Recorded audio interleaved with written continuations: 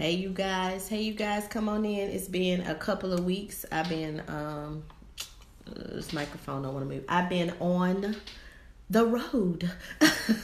On the road.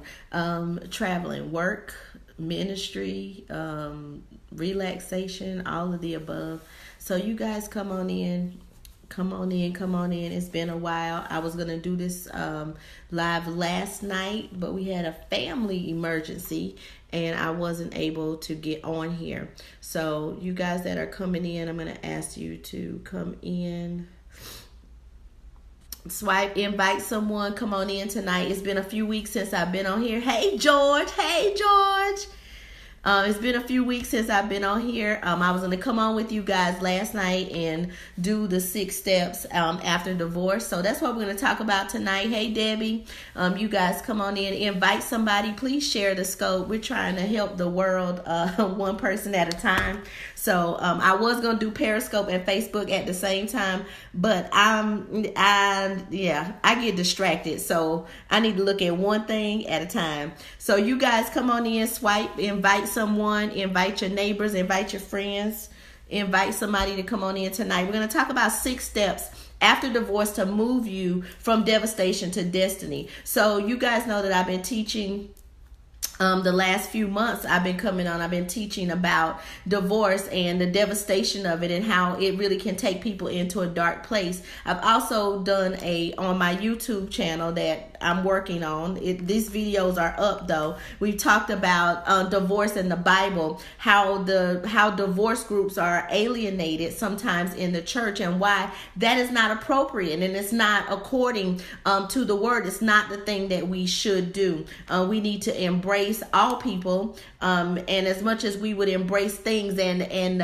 ideologies, we need to remember that even though we as people have been divorced, have been married and now divorced, we're still human and we're still God's called. We're still anointed by Him, and everything that we've gone through is working for our good. So the word still applies in our life.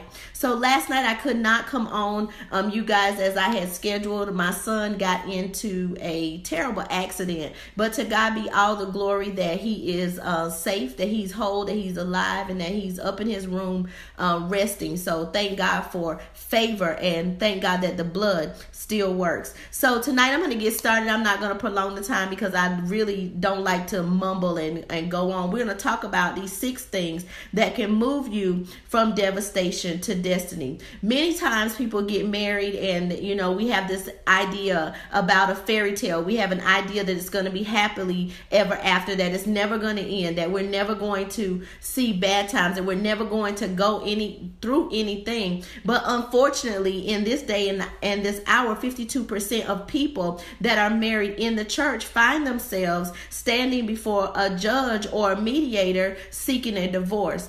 Many of them, and we didn't choose to be, many of them have stayed for many reasons. You've stayed because of the children. You stayed because, like in my case, I stayed for the children. I stayed for the church. I stayed for this. I stayed for that, until finally the person that you're married to says, I don't want to be married to you anymore. I'm tired of this. Let's just get out of it. And sometimes people are very devastated and they don't understand me, and that's okay when I say that I was not devastated. And that's simply because I learned to incline my ear to the Lord. I can only give credit where it's due. And I'm not going to preach to you guys tonight. I may not give you a whole bunch of scripture, but I want you to know that God warned me. He let me know what I was getting ready to go through, and He also showed me how to prepare. So in another time, I'll come and talk to you guys specifically about things that you can do once you find yourself on the other side. Tonight is totally about your deliverance. I want to talk to your mindset.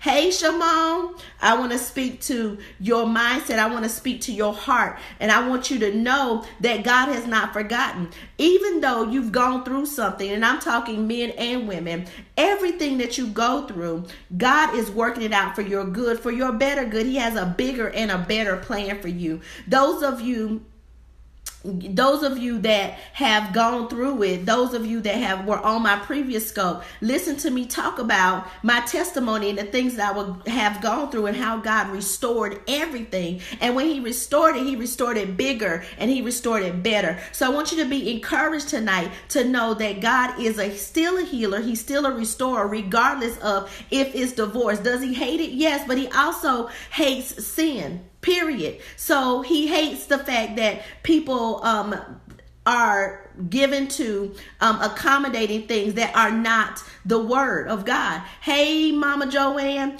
Hey, Karen. So he hates the fact that, that we're prideful. He hates the fact that we overeat. But these are things that we do anyway. So why is divorce any different? Why is it any different? He speaks against it. But then if you study your word, I'm not getting into that tonight, but if you study your word, you will understand the transition that occurred when Jesus spoke it and the apostles came on the scene. That's another time, another story. So tonight, the first thing that you have to do in teaching, I am going to teach you how to not be devastated. You got to get a hold of yourself. But the first thing that you have to do is be accountable. This is not going to be, I'm sorry, I'm not going to be able to sugarcoat it tonight. I will pat you and bandage you up tonight. But I want you to understand that just like a marriage takes two people, so does a divorce. So the first thing that we have to be is accountable. What are you going to be accountable to? You're going to be accountable to your part. You have to be accountable to your part. Search yourself. What was it? What was it in you? What was it? Where can you come up at? I believe that every part of life, everything that we do in life, there's an opportunity to learn something. Good evening. We have to be accountable. Those of us that have been in relationships, my relationship was 15, almost 16 years long. And with that, I learned a whole lot. But I also had to take accountability for where I fell short. Had to take accountability for where I was not 100% on point. We have to remember that we cannot always seek to blame the other person completely, because there's two sides to every story, or some people say there's three, his story, your story, and the truth. The truth of the matter is that if you are finding yourself in devastation, if you're devastated about what's going on, you need to be accountable. You need to take a look at yourself and say, maybe I didn't have to say that. Maybe I didn't have to do that. Okay, but still, accountability is not placing blame on yourself. Accountability is saying that I maybe didn't line up 100%. Accountability is saying I played some part because I lived in the house with that individual. And let me give it to you real. And as real as I can give it to you, just like this. Accountability may be the fact that you were an enabler. It's crickets. Okay, hello, lights. The lights will always amen me. The accountability piece that you may need to take may be the fact that you were an enabler, that you allowed that person that you were in a relationship with to be totally out of control, that you never expressed to them how their actions made you feel, that you never said to them, I don't like this or I don't like that, simply because you didn't want to lose your marriage. You wanted to keep the image. You wanted everybody to think that everything was hunky-dory. You wanted to, be in a place of a Cinderella story, and you didn't want it to ever be destroyed by the fact that you would have to be accountable. Stand up and take your part. When you are devastated by something that happens, you have to realize that you play a part. You can't be an enabler. You can't be a fixer. You can't be his mother. You can't be her father. You've got to be honest. And see, one of the things, and I'm completely transparent, you guys can ask me anything. One of the things about being accountable that I'll say is when you step into a marriage, most oftentimes, if you have not been taught, you try to adjust your identity. You try to change your identity to be who that person that you're married to wants you to be. The same thing with any other relationship. Some of you are dating and you're accepting things that people you're dating are bringing to you simply because you think they're the one, or you think that this is going to work out, instead of you being yourself. Let me tell you, if you can't be yourself, then you need to be by yourself. You need to be accountable. When you learn to be accountable accountable and learn to be yourself, then God will give you someone that will accentuate who you are, someone that will build up who you are. But you need to be accountable. And a part of being accountable is telling the truth. Telling the truth. Oh, babe, I like Colgate toothpaste. Well, yeah, I like Colgate. Knowing for sure that you can't stand Colgate toothpaste, that you rather have a tube of Sensodyne or something. You're just going along with it, and you're gagging every morning when you brush your teeth because you won't tell the truth. Why don't you just be honest, be accountable? Come into a relationship being completely transparent and accountable, because guess what? If they want you, they're going to want you for who you are. Don't get in a marriage and then try to change yourself to accommodate who the other person wants you to be. You've got to be yourself. Be accountable. The thing about marriage is you have to be accountable. The thing about divorce is you have to be accountable. You have to know, and you have to say within yourself, I played a part. Because you were not in it alone. So all of us played a part. And when we can stand up and be accountable and accept the fact that we played a part, we can move on from devastation to destiny. No longer will that part of this issue hold us. Number 2, decide to be powerful and not pitiful. You guys have heard that before, right? Decide to be powerful and not pitiful. When you are devastated, oh my gosh, the thing that you want to do is ball up, you want to get in the fetal position. You want to go lay in your mama's bed because you are so just distraught over all the things that happened. That's good, Michelle, because guess what? We're getting free tonight. We're getting free tonight. I played a part. You played a part. We're being accountable. So number 2 is be powerful, not pitiful. Decide that you are going to be in control of where you're going. Now that you found yourself in the position again of singleness, can you be in control of where you're going? Can you look around you? One thing that I feel about pity parties, I was in a service and the pastor was talking about pity parties and how you just have to tell people you're not coming to their pity party. But I'm saying to you tonight, if you've been having a pity party, you need to cut it out. You need to stop. Look at your guest list. Ain't nobody showing up. Nobody's coming to clap with you, to lay in the pit with you, to be pitiful. You've got to decide to be powerful. How do you do that? You get up and you make a decision that, okay, this is where I am. How do I get to where I need to be and to where I'm going? I spent 15 years married, you guys, with no credit because I didn't need it. My husband paid all the bills. He totally took care of every one of my needs and most of my wants. And when I got to the point that I had to find myself single, I had to decide that power was going to be my lot. I had to decide that I'm a queen, that I can make decisions, that I can have dominion over my home and the things that I need and where I need to go. Deciding to be powerful means that the pity party has to stop. You cannot look for people to validate what you're going through. You can't look for people to come and always pat you. You've got to get up and take your power. If you were like me and you didn't have any credit, baby, call me. I can show you how to get it. If you find yourself and you don't have a home of your own, you don't have somewhere to live, you don't have a car to drive, we can help you. Listen, and we want to, because we want you to have your power. You cannot find yourself, and this is for men and women, you can't find yourself in a pitiful place. I watch people all the time lose everything because they will not decide to be powerful. They will not decide that they are in control of what God has planned for them, that they're in control of their destiny. I watched them lose everything, cry, they watch their house go down, lose everything. But guess what? You can give up everything that's materialistic in this earth, and you don't have to worry about it, because if you put your trust in God and you take your power, He will begin to download with you and show you how to do the things that you need to do. How do you get your power back? You go and you sign your name where it needs to be signed. You pick up your things and you decide that I'm going to do something about my situation. One of the things about point number 2 that I always tell people about being powerful, go back. You got to go back and think about the dreams that you had, the things that you would have done had you not been in this situation. Thank you, you guys. You got to think about the things that you would have done had you not been in this situation. I remember getting married, and 6 months in, all I wanted to do was go get my master's degree. That's all I wanted.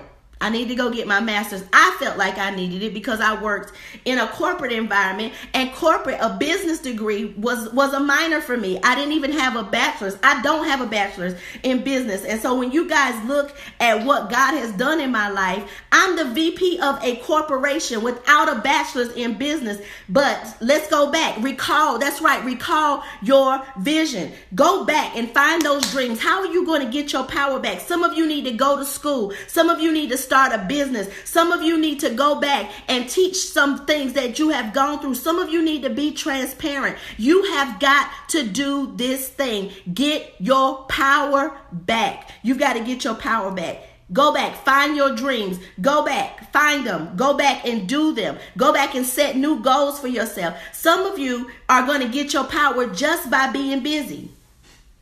Yeah, just by being busy. Because, you know, the Bible says that an idle mind is what? It's the devil's workshop. So just as you're sitting, being pitiful, what's happening is the enemy is playing with your mind, telling you that you're not good enough. You can't go to school. You don't have enough money. You're a failure. Your marriage failed. How are you going to teach your children? How are you going to lead? How are you going to do this? But guess what? That is not the truth. And you've got to understand. You've got to hear the voice of God and avoid the voice of the enemy. And how are you going to do that? You're going to get your power back. So if you've been having a pity party, we're just on number 2. We got 4 more points to go. If you've been having a pity party, lift your hands and say, Lord, forgive me, because it stops tonight, and you are going to go and you're going to get your power back. Don't allow him to play with your mind and convince you that you cannot get to where you need to be. I just wanted to get a master's degree, and I was told, no, you can't do that. You got these children, and you just got married. You got to be at home. You got to take care of your house.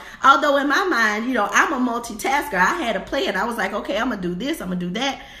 But it didn't work out that way. But God worked it all for my good. Why? Because I decided that at the end, even before the severing of this thing, that I was going to be powerful. That's right, Michelle. We're getting free tonight. Lord, forgive me, because you did not call me to be pitiful. You called me to be powerful, because power resides in me. Power is down in my belly. Power is in my mouth. It's in my tongue. The Bible says so, right? So I don't have to be pitiful. So let's move on. Number 3, guess what you guys got to do? You got to forgive yourself. You got to remove the guilt.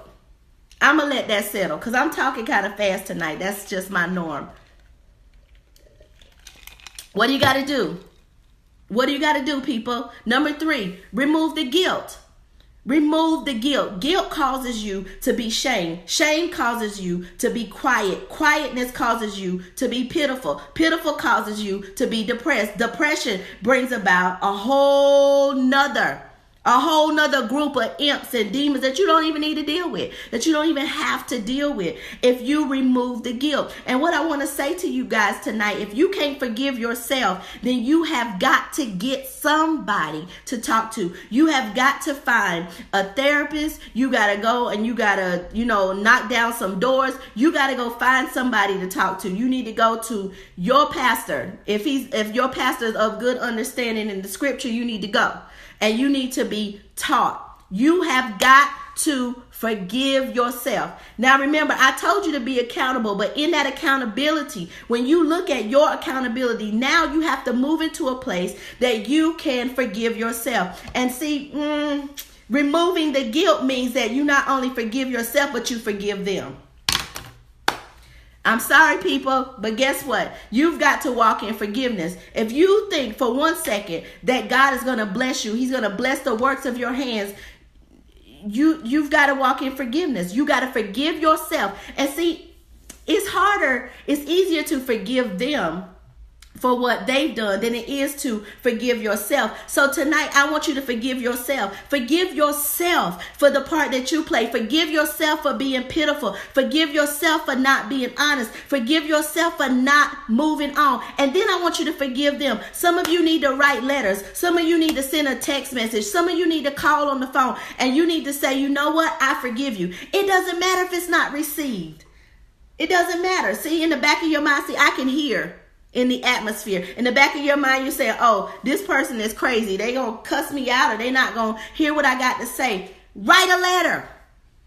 And if you don't do anything but get one sheet of paper and write, I forgive you, write it and say it. See, I was able to say, I forgive you. And I also ask for forgiveness. See, forgiveness is not only, it is a two-way street, and it's perpetual. You have to walk in it constantly. You've got to ask that person to forgive you, and you've got to forgive them. And this goes for everybody. It doesn't even matter. We're talking about divorce tonight, but it doesn't matter. If you've been in a relationship, you're dating somebody, you got to ask them to forgive you, and you need to forgive them. And that's right, if you're co-parenting, you definitely need to get over it, and you need to be a forgiving person. Because if you do not walk in forgiveness, you speak lies. You've got to walk in forgiveness. You got to walk in forgiveness. You got to make this thing right. You got to make sure that there's that there's nothing, that if you had to go and stand before God tonight, that there be nothing in your heart. There be no ought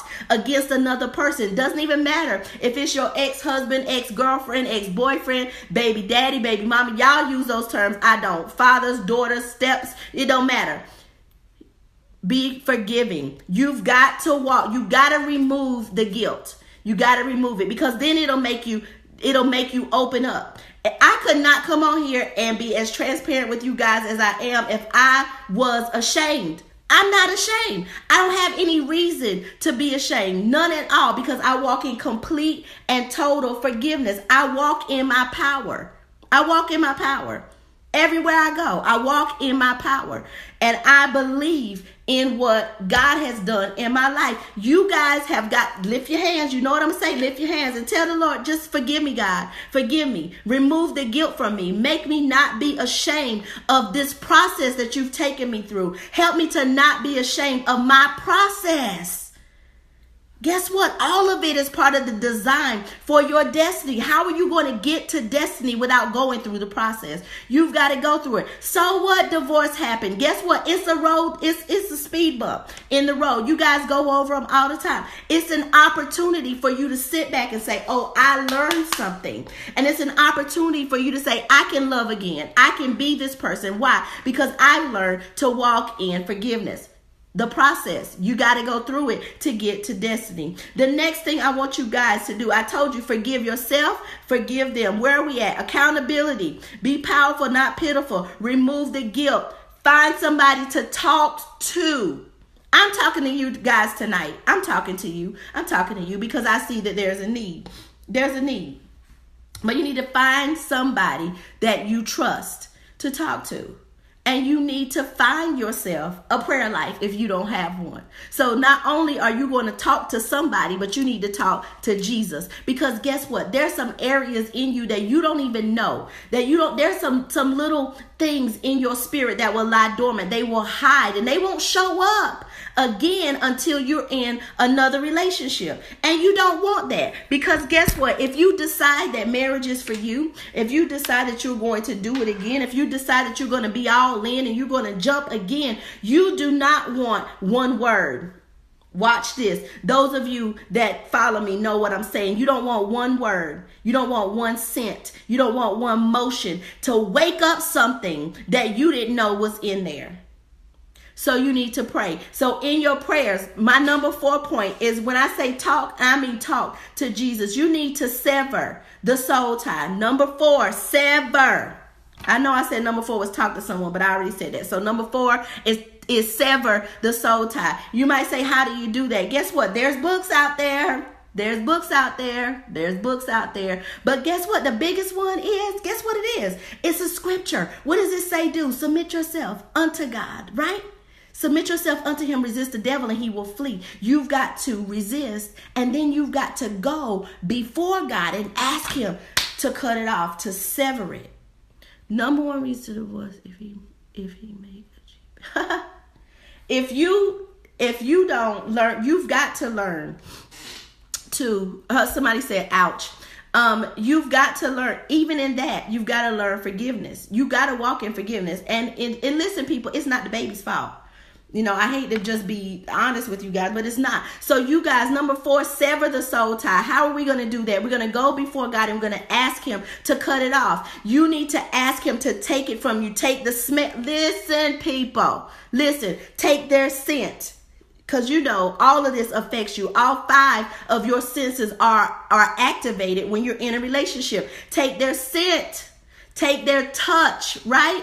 Take the taste of them. Y'all get what I'm saying? Take it away. Sever it. I don't want anything in here. I don't want to feel it. I don't want to know. I want God to take it out, destroy it, burn it up so that it does not come up again. You've got to get rid of it. Yes, you've got to come under. All of this has to come under submission of the Holy Spirit. But you've got to get released, and you've got to ask God to sever. Sever, sever, sever. If it was a nasty divorce, because Lord knows mine started out that way. If it was a nasty divorce and you have all of this stuff built up in your heart, you got anger, you got resentment, you got feeling sorry for yourself, you're pitiful, you got all of this stuff built up in your heart, you need to get it out. You need to get it out. You need to ask God to take it, release you from it, sever it, destroy it. Get rid of the soul tie. And I'm telling you, 15 years worth of being with someone is a serious soul tie. A scent will activate the thought of them. Just a scent, you guys. And I know that is so crazy, right? That a scent will activate it. But try it. Go to the Macy's counter and get that cologne that your ex used to wear, or that perfume that she used to wear, that Chanel number 5. Go and get it. And I promise you that just the scent alone will activate your thought of that person. That means that you're still connected to them. You have got to get free. You got to get free. You got to get free. If you are still dreaming of them, you're still connected. You're still connected. And once you're divorced, it don't just happen. You've got to work on severing that thing. You've got to work on being powerful. You've got to work on getting free. And number 5, I've been divorced a couple of years, but still. Yes, okay. And that's another thing. You cutting ties and you still got his name. Girl, I kept his name. I have intellectual property, books, systems, all kinds of things. And it's the name of my youngest daughter. So guess what? It's just a name. It doesn't connect me to him because it's 5 million Jacksons in the country. And I believe with my whole heart, evangelist, I believe with my whole heart that you can keep that name, because guess what? Somebody's going to come that's going to see your value and they're going to change your name again, and you can drop that one like a bad habit. Don't put yourself through unnecessary stress. The connections are spiritual and you have to destroy them. Number 5. Listen, my dad was on here today talking about booty calls, so I hate to bring it up, but you have got to learn. One of your decisions has to be that you are not going to be needy. That you are not going to be needy. You're not going to be lonely. I want to duck right now because, hey, listen, I feel you. Pastor Marty said, yes, it'll get you in trouble if you do not understand the magnitude and the value of who you are. This is a good time in the midst of, at the end of, or going through, or being a divorcee. This is the best time to draw close to God. This is the best time to get involved with your ministry and allow God to do what he called you to do. But you cannot be needy. Some of you need a warm body in the bed and you don't even care who it is. You don't even care. But guess what? That's not fair. Don't be needy. How are you going to get to destiny being needy? You need somebody. You need somebody to go somewhere with you. You can't travel by yourself. You can't get on a plane and go on vacation by yourself because you're needy. But you need not to be needy. I'm sorry, I'm country. You need not to be needy. You can't. If you are going to make a decision to move through the process of divorce and not be devastated and make it to destiny, you cannot be needy. You cannot need somebody in your bed. You cannot need somebody between your legs. That's you can't. You can't. There's so many ways. You can't need that. You also can't need financial stability from another person. I'm not playing tonight. You cannot need financial stability from another person. Some people are only married because it's cheaper to keep her. Some people are only married because it's better to have him. Some people are only married because a piece of man is better than no man. Betty Wright lied to y'all. You need to get your life together and understand that you cannot be with somebody or hold them with you because you need financial stability or you need a warm body in the bed. And I moved on. I'm talking about divorcees. Why do you need somebody in your bed? I understand. Listen, can we keep it real? I understand. After you've been married 15 years, and every single night up until the day that I got served with divorce papers, there was a warm body in my bed.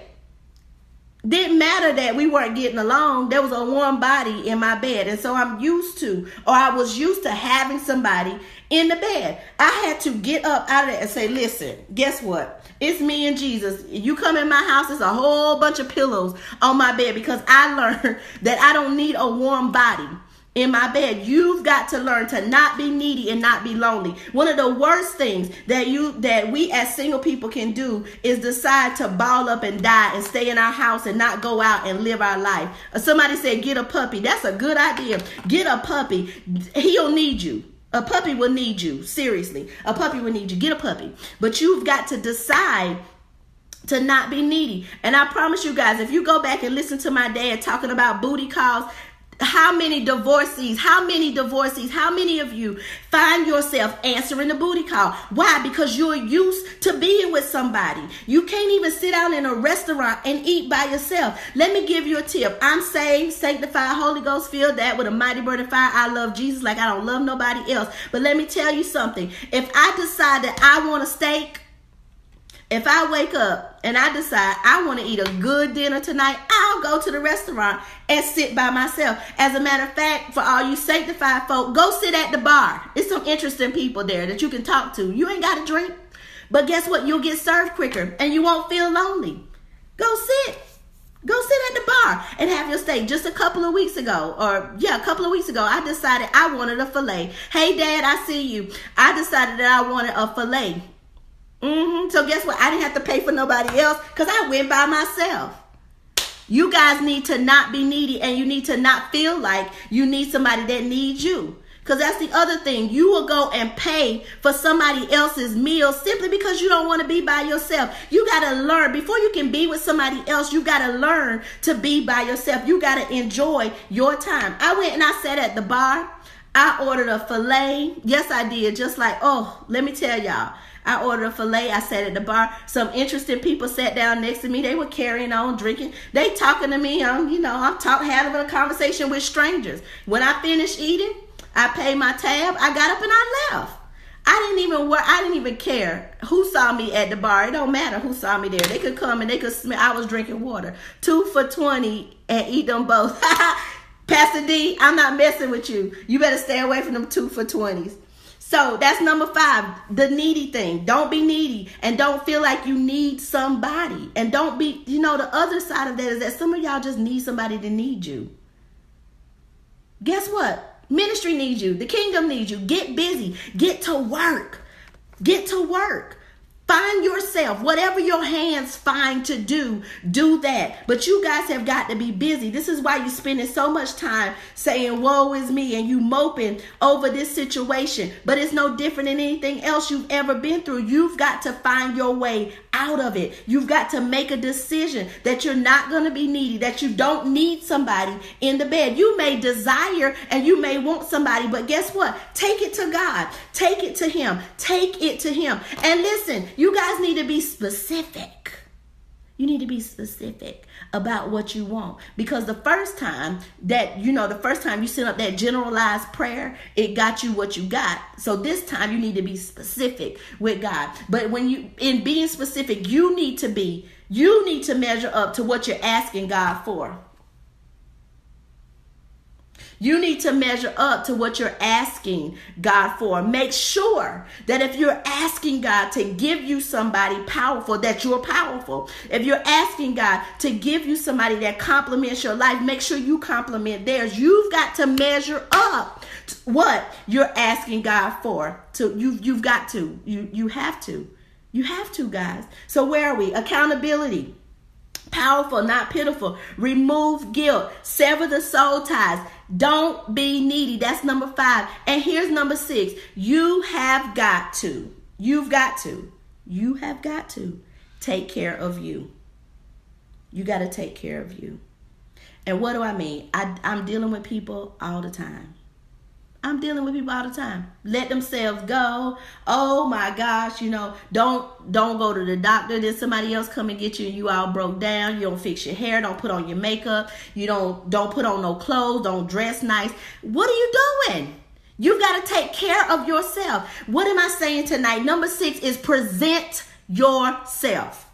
Present yourself, because you're moving into destiny. You cannot bring anything before God. You can't bring anything. You can't just bring anything. You've got to take care of you. Present yourself. Some of y'all need to just get on a treadmill. You just need to do it. Some of y'all need to go to the park and walk. Guess what? This pitiful thing makes us fat, makes us disgusting, makes us unhealthy. Some of you need to go and have your checkups. You just letting yourself go because you're wallowing in what has gone on in your life. But it is the plot of the enemy to destroy you. You have got to take care of yourself. What kind of package are you going to present? What kind of person are you going to present yourself as when the next person comes along? Because guess what? Presentation is on both sides. So this is not a one-sided conversation tonight. Presentation is on both sides. You've got to take care of yourself. You've got to keep it together. You got to keep it together. What kind of package are you presenting? Who are you? Are you bettering yourself? Don't just sit and say, oh, my life is over. My fairy tale ended. This happened. You've got to prepare the package to present it. You've got to prepare it. So what I'll say to my brothers tonight, if this is you and you're sitting in a place where you just can't figure it out, where you confused, stop dialing the booty calls, number 1, because I heard my dad say that today. The booty calls will confuse you. Get off of the booty calls. All of y'all, don't answer them, don't call them. But to my brothers, you've got to build. Because you're builders. You've got to build. If you are preparing and you're expecting God to take you to destiny, let him know what you desire. Put your desires before God, because guess what? Somewhere in the world, he's preparing her for you. And as he prepares her for you, you've got to be ready to present her with what is needed to take both of you into destiny. And my girlfriends, my women, my girls out there, you want to come to the table ready with a presentation. Keep yourself together. But more than that, both of you, get your background straight. You cannot come, let me tell you, I'm just going to be honest, you cannot run up on me with a 500 credit score. I probably am going to have to help you fix your credit if it's at 600. You can't do it. Listen, y'all think that's funny, but I'm telling the truth tonight. You guys get yourself together. You've got to come correct.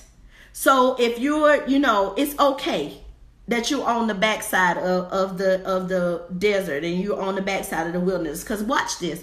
I'll teach you something very powerful tonight. If you go back and you read the book of Samuel, just read 1 and 2. It's very enlightening. You will find out that kings are made in the desert. It was in the desert, in the wilderness, that David found out who he was called to be. So listen, those of you that are my brothers and you finding yourself in a desert place and you're finding yourself in a wilderness, pick yourself up and remember that kings are made in the desert. They're made in the wilderness. You are a king and you are who God called you to be. Pick yourself up and get ready for the queen that God has purposed for you. And to my queens, prepare yourself. Remember the process that Esther went through. It's all relatable and it's all real. Remember that you've got to come to the table prepared. You can't expect him to bring you to a mansion when you've got a outhouse mentality. It ain't gonna work. You can't expect him to bring to you the goodness and the greatness of life when your mindset is still in the ghetto. You can't do it. You can't expect him to sign his name on everything and you not be able to buy now and laters on credit. You've got to get yourself together. So get yourself together. I love you guys tonight. I love you. And I'm glad that you came in and you spent this time. I hope that we helped somebody. I know that there are people on here tonight that got free. And let me tell you something. There's no place better in the world to be than in the will of God. And there's no place better to be than to be free. So I hope that you are free tonight. Those of you that have questions, I'm an open book. I'm transparent. If you want to know where to go, what to do, who to talk to, there's resources. There's people on this scope tonight that are ready to pray with you, that are ready to teach you, that are ready to show you things. There are definitely books that I can refer you to. If you're having an issue with soul ties, go to rcblakes.com. There's a book. It's called Soul Ties. If you don't know how to sever it, this is the manual for you. Go. Some of you need to fast and to pray to make sure that you get rid of that thing, that you get rid of it. You guys, you're so awesome. You're awesome and you're called to be great. You're not forgotten in the kingdom. God has not forgot. He has not forgotten you. He's not forgotten you. So you guys tonight, do that. Soul Ties, rcblakes.com will deliver you from that. You guys be powerful. Be powerful. Be powerful. That's what God desires for your life. So tonight, if you have any questions quickly, any questions that are not so private, I don't have anything that's private. I don't, it is what it is for me. But anything that you feel that you deem that you can openly ask, that I'll take a couple of questions before I get off of here.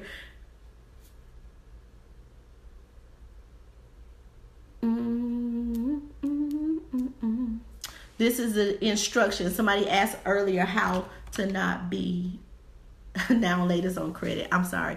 Somebody asked me to teach them how to not be devastated. You can be heartbroken. You can feel the pain of it. You're going through something, but you can't stay there. That's the thing. One of the things I learned in business, one of the things that I learned, thank you, Latasha, for coming on. Thank you so much. One of the things that I learned in business is that sometimes business goes great. It's awesome. We make a lot of money. Sometimes I make a lot of money while I'm asleep. Sometimes I wake up and I haven't made $1. But guess what? It'll make me feel some type of way, but only for a few minutes. Only for a few minutes. And my dad was on here. Oh, hey, Michelle. Okay, Michelle, you asked me how to not be devastated. My dad was on here a few minutes ago, and he'll tell you, when I called him, when I got served at my house where I live with my husband in the same house. And when I got served, the first thing I did, first of all, I got my clothes on. I got dressed because I was on my way to dance rehearsal. Yeah, that's something you guys don't know that about me, but hey, it's one of the things that I love to do. So I was in the car, and the first thing I thought was, call your dad. So I called my dad, and he could hear it in my voice. I know he heard the hurt, and not so much of the hurt that my marriage was over, but the hurt that it was done in a cowardly manner. That there was no discussion, that I knew it was coming because God had revealed it to me. But to be served at the door of your home and you got to return back there to sleep because your children are there. I found myself hurt. But guess what? I gave myself 1 hour and then I got a strategy. So if you're devastated tonight, you need a strategy. You need a strategy for your life. You go on, let tonight be your last night crying about it. Let it be your last. I'm not a crier. It's very hard for me. I'm not a crier. But I felt the same pain that you felt when you found things coming to an end. But tonight, let it be your last night. Let it be your last night crying about it. And some of my men are crying. Some of my men are crying. You know, you guys, we can't take for granted that they hurt. We can't. Some of them are crying. Get 1 hour and get a strategy. I am going to write the book of the strategy. I'm going to tell you guys what the strategy is. 1 hour and get a strategy. Let me tell you how that strategy came together so quick, because I decided I'm not going to say anything. I'm not going to fuss. I'm not going to argue. I'm not even, he knows I got the papers. He hired the process server. I'm not going to say a thing. A strategy. And God did work. I mean, he worked it out. Be devastated. Get your cry on, but you got 1 hour. Then you need to get a notebook. You need to get a journal. You need to get a journal, and you need to get a strategy. That's what you got to do tonight. So, any other questions? Thank you guys for being on. All my first time listeners, I appreciate you guys. I have been so, I've just not been consistent with being on my Facebook Live because I'm very busy. Every time I think that I'm going to have some extra time, God sends promotion. But thank you, Jesus. We're not complaining. We just get busy. So I'm going to make a commitment to you guys to be on Monday nights. That's the best time for me. I would have been on last night, but we had a family emergency. I had a family emergency to deal with because it's my son and he's 22 years old. So I had to go and see about my child. But listen, that's it. Cry. If you need to cry for an hour, cry the whole hour. But after that, get a strategy. Get a strategy. The guilt. What books did you read to help you through this process? Okay. Here's the thing. The guilt. We want to talk about the guilt of it, right? I sat down eating ice. Yes, it's hot. I sat down and I talked to my children. That is the one thing that helped me. I don't know if you have children, but if you have children and you are and you've gone through a divorce, or you're going through it, sit down and talk to them, because they see. You will be amazed at what you will find out. How did I get over the guilt? I talked to my children and they told me. They said to me, Mom, we don't know how you made it this long. Yeah, I have a 22-year-old and I have a 25-year-old. I sat down and I talked to my kids and they said to me, Mom, we don't know how you made it. And I have two bonus children who were my husband's kids, who are still a part of my life. And they are 28 and 30. 28 and 30. Yeah, 28 and 30. And I have an adopted son who's 23. So I have a group of grown people, and then I have my little girl who's 11. But I sat down and I talked to them, and even my 11-year-old, I had to send her to talk to her godmother. And the things that were revealed, you guys listen. When your children cry out and they need to be free and they want the same freedom that you are chasing after, or that is about to come into your life, you talk about something that'll break your heart. It'll break your heart, but it'll make you fight. And it'll make you say, why do I feel guilty? I stayed for them and they're not even happy. I stayed for them and they were trying to figure out how to get out. Yeah. I stayed for the children and they were trying to figure out how to get out. The books, I didn't read any books that related to divorce. One of the things that I found, and I don't know if my dad is still on here, but one of the things that I discovered right before my transition, about a year before, almost a year, that's amazing, almost a year before the transition, a year before the divorce, I realized that I had a father wound. I realized that because I've never known my father, that there was something that was missing in my life, and I began to pray and I asked God to give me somebody that would speak to my soul, somebody that would speak to my being, somebody that would help me through the next phase and the next processes of life, because I knew You guys hang on a second. I knew that I needed a voice. So God gave me Bishop R.C. Blake's, and in him giving him to me, one of the books, the first book that I read was Father-Daughter Talk. And when I read that book, I snapped. My life changed. And I can talk to him. Those of you that have your dads, talk to your fathers. And those of you that don't, I'll share mine. But I realized that I had a father wound, and I can talk to him now. I can tell him something, and he might say 2 words, and I'll sit down, and the Holy Ghost will reveal to me, this is the answer. And it's been so awesome to have that in my life, and that was one of the things that went on. So if you never knew your father was not a part of your life, you can discover some stuff reading the Father-Daughter Talk. That's one of the things that really sparked a move in my life to not feel guilty. You guys, sometimes the children are trying to get out too. That's right. And Jesus Christ will never leave you comfortless or fatherless.